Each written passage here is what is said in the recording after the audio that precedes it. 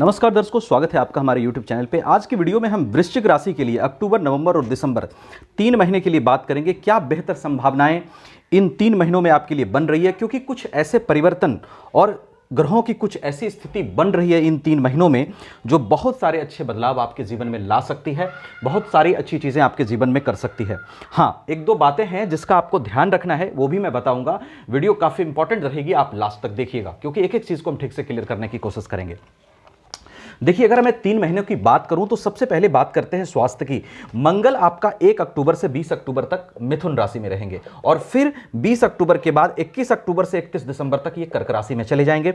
दूसरा, शनि वक्री होकर के आपके लग्न को देख रहे हैं और गुरु 9 अक्टूबर से वक्री होकर के पूरे दिसंबर तक आपके लग्न को देखेंगे।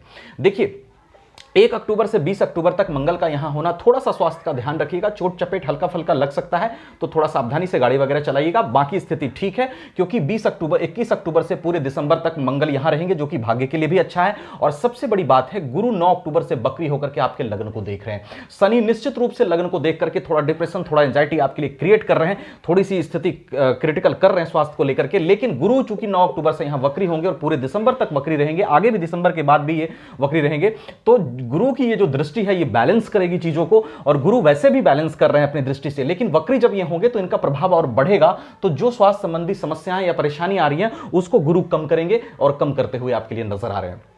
उसके बाद देखिए, गुरु के बाद बात करूं तो कैरियर प्रोफेशन में सूर्य की स्थिति बन रही है वो काफी अच्छी बन रही है इन 3 महीनों में, सिर्फ इस जगह को छोड़ करके, क्योंकि सूर्य जो प्लेस करेंगे सबसे पहले 1 अक्टूबर से 16 अक्टूबर तक सूर्य आपके कन्या राशि में यहां रहेंगे 11th हाउस में। आपके कैरियर प्रोफेशन के लॉर्ड सूर्य का 1 अक्टूबर से 16 अक्टूबर तक लाभ भाव में जाना, यह लाभ के लिए बेहतर स्थिति है। केतु के साथ जरूर होंगे, राहु की दृष्टि सूर्य पर होगी, तो थोड़ा सा राहु की रेमेडीज करिएगा, शिव जी की आराधना करिएगा। उस दरमियान 1 अक्टूबर से 16 अक्टूबर तक जब सूर्य यहां बैठेंगे तो इनकम की स्थिति को क्रिएट करेंगे, वहां पर काफी योग कारक होते हैं और प्रोफेशनल लॉर्ड होकर के यहां जाएंगे तो कुछ अच्छे इनकम यहां पे आपके लिए बना सकते हैं, कुछ बड़ा प्रॉफिट भी आपके लिए क्रिएट कर सकते हैं। अगर प्रॉफिट बिल्कुल नहीं हो रहा था तो इस दरमियान आपका प्रॉफिट बढ़ने का योग जो है वो सूर्य यहां पे बनाते हुए दिखाई दे रहे हैं। उसके बाद देखिए, 17 अक्टूबर से 15 नवंबर तक तुला में सूर्य रहेंगे, यहां पर थोड़ा सा अप एंड डाउन रह सकता है। वापस ये वृश्चिक में आएंगे और धनु में जाएंगे। ये जो स्थिति है बढ़िया है, क्योंकि 16 नवंबर से 15 दिसंबर तक सूर्य यहां रहेंगे और फिर 16 दिसंबर से 31 दिसंबर तक सूर्य धन भाव में रहेंगे। यहां जब सूर्य बैठेंगे आपके 16 नवंबर से 15 दिसंबर तक वृश्चिक में, कैरियर प्रोफेशन का लॉर्ड लग्न पे आएगा। कैरियर प्रोफेशन के लिए आप पूरी तरह से जागरूक होंगे और फर्स्ट हाउस में सूर्य की स्थिति इस अच्छी है। सूर्य जहां बैठते हैं उस जगह को रोशन करते हैं। यहां बैठे सूर्य आपको एनर्जेटिक बनाएंगे, आपके अंदर एक अलग लेवल की ऊर्जा आएगी चीजों को करने की, और इस दरमियान आपके प्रोफेशन और कैरियर में ग्रोथ होने के चांसेस अच्छे बनेंगे। और 15 दिसंबर के बाद 16 दिसंबर से जब सूर्य यहां आ जाएंगे और पूरे दिसंबर तक सूर्य यहां रहेंगे धन भाव में, तो कैरियर और प्रोफेशन से धन प्राप्ति के योग के लिए बनेंगे। ये जो स्थिति है सूर्य की, ये बहुत सारी चीजें अच्छी कर सकती है। सिर्फ जब ये तुला में यहां पर रहेंगे तो थोड़ा सा अप्स एंड डाउन आपके लिए रह सकता है, क्योंकि वहां नीच के होंगे। उसके बाद देखिए, बात करूं कुछ अच्छे योग जो बन रहे हैं इस दरमियान। बुध जो आपका इनकम लॉर्ड है 1 अक्टूबर से 9 अक्टूबर तक कन्या में यहां उच्च का रहेगा, और इसी दरमियान 1 अक्टूबर से 9 अक्टूबर के बीच मरकरी और सूर्य का, बुध और सूर्य का बुध आदित्य योग क्रिएट होगा, जो कि एक अच्छी स्थिति है। और इस दरमियान आपको जॉब लग सकता है। इस दरमियान आपके लिए कुछ अच्छे न्यूज जो है कैरियर प्रोफेशन को लेकर के बन सकते हैं। और उसके बाद एक बार और आपका बुध आदित्य योग बनेगा 16 नवंबर से 15 दिसंबर तक। यहां पर बुध आदित्य योग का निर्माण होगा सूर्य और बुध के बीच में, जो कि लग्न पर बनने वाला बुध आदित्य योग है, जो आपको मैनेजमेंट पावर अच्छा देगा, चीजों को डील करने की कैपेसिटी अच्छा देगा। और इस दरमियान भी कैरियर प्रोफेशन में आपके लिए ग्रोथ हो सकता है, चीजें आपके लिए अच्छी हो सकती है। उसके बाद देखिए, बात करूं गुरु की। गुरु यहां पर 7th हाउस में है। वैवाहिक जीवन की अगर बात करूं, देखिए गुरु जब वक्री होते हैं तो निसंदेह उनका पावर बढ़ता है। मैंने देखा है जिसकी कुंडली में भी 4th हाउस में या 9th हाउस में गुरु वक्री होते हैं तो धर्म के प्रति उसका झुकाव ज्यादा होता है, ज्ञान उसके अंदर ज्यादा होता है। यानी वक्री गुरु का प्रभाव मैंने बहुत अच्छा पाया है रिलेटेड टू दिस थिंग्स। तो यहां पर गुरु जब वक्री होंगे 7th हाउस में तो निश्चित रूप से मैरिज लाइफ को भी बेहतर करने का चांस यहां पर बनाएंगे। अगर शादी नहीं हुई है तो शादी हो सकती है। और वक्री गुरु यहां पर, क्योंकि गुरु के बारे में यह कहा जाता है कि जिस स्थान पर बैठते हैं वहां थोड़ा सा हानि करते हैं, जहां देखते हैं वहां बहुत अच्छा करते हैं। लेकिन चूंकि जब ये यहां पर वक्री होंगे तो विवाह के चांसेस को और ज्यादा बढ़ाएंगे, विवाह की स्थिति को और अच्छा करेंगे, वैवाहिक जीवन को अच्छा करने का चांस यहां पर बनेगा।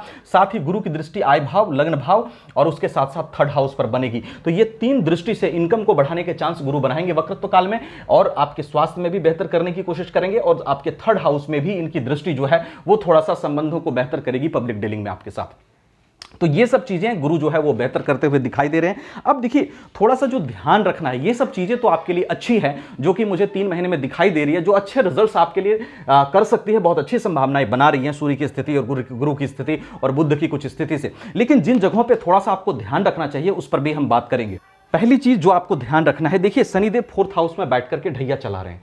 निश्चित रूप से यहां बैठे शनिदेव आपके प्रोफेशन हाउस को देख रहे हैं और कैरियर प्रोफेशन में आसानी से चीजों को नहीं होने दे रहे हैं। आप गौर करिएगा मेरी बातों पे। आपको कैरियर प्रोफेशन में आप चाह रहे हैं आसानी से चीजें थोड़ा मेरे लिए धन क्रिएट हो, थोड़ी स्थिति अच्छी बने, लेकिन शनिदेव पिछले 2 साल से कैरियर प्रोफेशन में दिक्कत किए हुए हैं। उसके साथ साथ लग्न पर इनकी दृष्टि थोड़ा डिप्रेशन एंजाइटी को भी क्रिएट कर रहे हैं और 6th हाउस में इनकी दृष्टि थोड़ा हेल्थ इश्यूज को दे रहे हैं। ये सब चीजें आपके लिए शनिदेव 2 साल से कर रहे हैं। फैमिली से भी थोड़ा सा टकराव की स्थिति बनी है। अब यहां पर बैठे शनिदेव आपको प्रोफेशन में दृष्टि डाल करके निश्चित रूप से वक्रत्व काल में थोड़ी सी पोजीशन को जरूर आइए अच्छा करने की कोशिश करेंगे। और सबसे बड़ी चीज जो आपको ध्यान रखना है शनिदेव की स्थिति से कि आपको मेहनत करना बिल्कुल कम नहीं करना है, क्योंकि शनिदेव वही आपसे करवा रहे हैं। वो कैरियर प्रोफेशन में आपको लगातार मेहनत करवा रहे हैं। उनका ध्येय ही यही है। ढैया जब खत्म होगी तब तो इनकी दृष्टि यहां से हट जाएगी, तो चीजें आपके लिए ज्यादा फेवरेबल होगी। लेकिन अभी जो शनि की स्थिति है, इस शनि की स्थिति में आप निश्चित रूप से अपने मेहनत को बढ़ा दीजिए, मेहनत से पीछे नहीं हटिए, क्योंकि शनि काफी मेहनत आपको करियर प्रोफेशन में करवा रहे हैं और आपको करना है। वही आदत आपको शनिदेव डालना चाहते हैं, क्योंकि शनि आपका दुश्मन नहीं है।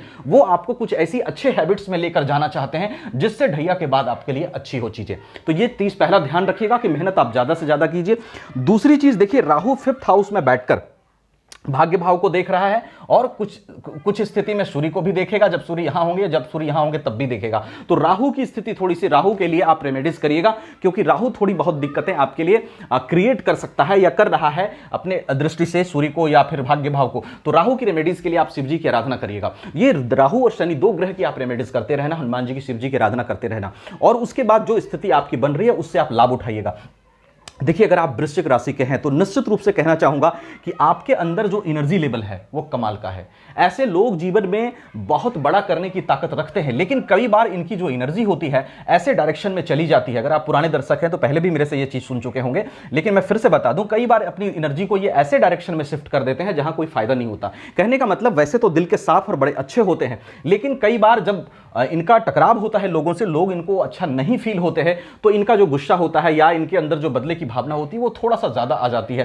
क्योंकि ये अच्छे होते हैं दिल के, तो इनको ये लगता है कि लोग मेरे साथ क्यों गलत करते हैं। लेकिन आपको एक चीज बता दूं कि एक जीवन में कहा जाता है मूव ऑन। आप मूव ऑन करना सीखिए। आप अगर लोगों को माफ नहीं कर सकते तो इग्नोर कर दीजिए। मैं एक बात आपसे कहना चाहता हूं, जिन लोगों ने भी आपको तकलीफ दी है, जरूरी नहीं है कि आप उनसे संबंध रखिए, आप संबंध भी मत रखिए, पर आप आक्रोश करके और बहुत ज्यादा क्रोध करके अपनी एनर्जी को उधर मत इन्वेस्ट कीजिए। अपने कैरियर और प्रोफेशन में लगाइए। अगर नहीं स्वीकार कर सकते हैं तो उस इंसान को मत स्वीकार कीजिए, अगर माफ नहीं कर सकते हैं तो मत माफ कीजिए, लेकिन आक्रोश को भी छोड़ दीजिए अपने अंदर से और अपनी एनर्जी को सही दिशा में लगाइए, तो आपके लिए ज्यादा अच्छा होगा। क्योंकि आपके अंदर इमोशन और एग्रेशन दोनों टॉप लेवल का होता है, और अगर आप एनर्जी को सही तरीके से इस्तेमाल करें तो बहुत कुछ करने की ताकत आप रखते हैं।